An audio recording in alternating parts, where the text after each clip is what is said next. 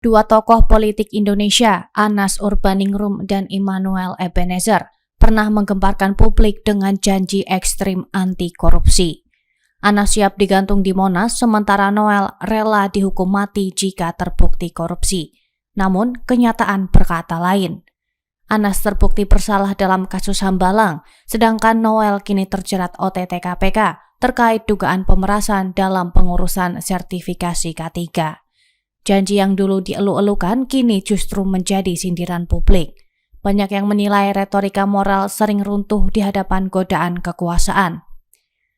Anas pernah menjabat sebagai Ketua Umum Partai Demokrat sebelum akhirnya divonis bersalah pada 2014.